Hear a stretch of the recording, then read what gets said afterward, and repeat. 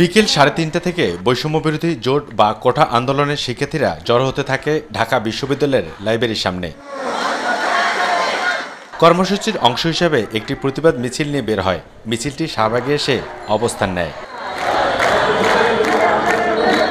আর এ সময় শিক্ষার্থীরা জানান, দাবি পূরণ না হওয়া পর্যন্ত তারা রাজপথ ছাড়বে না। আমাদের দাবি একটাই, 5% কোটা রাখতে হবে এবং এটা জাতীয় সংসদের মাধ্যমে এই বিলটি পাস করতে হবে। প্রথম শ্রেণী দ্বিতীয় শ্রেণী না, সকল গ্রেডে আমাদের নির্বাহী কমিটির আওতাধীনে আমাদের এটা সমস্যা করতে হবে। আশ্বাস দেওয়া হবে যে আমরা তোমাদের দাবি মেনে নেব, তখনই আমরা ইনশাআল্লাহ রাজপথ ছাড়বো, এর আগে নয়। এই বৈষম্য নিরসন হওয়ার পূর্ব পর্যন্ত আমরা রাজপথ থেকে পড়া টেবিলে ফিরে যাব না।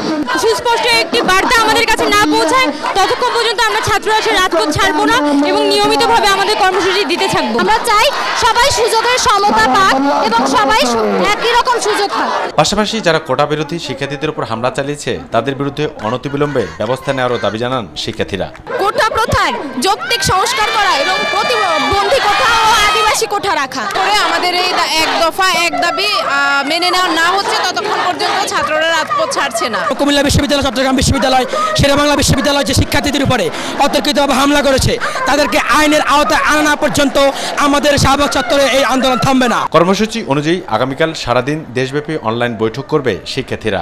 একই সঙ্গে পূর্ব ঘোষিত ক্লাস পরীক্ষা বর্জনের কর্মসূচিও চলমান থাকবে। আর আগামীকাল শনিবার সন্ধ্যা 6:30 আনুষ্ঠানিক সংবাদ সম্মেলনে পরবর্তী কর্মসূচি জানানো হবে বলে জানান আন্দোলনকারী শিক্ষার্থীরা।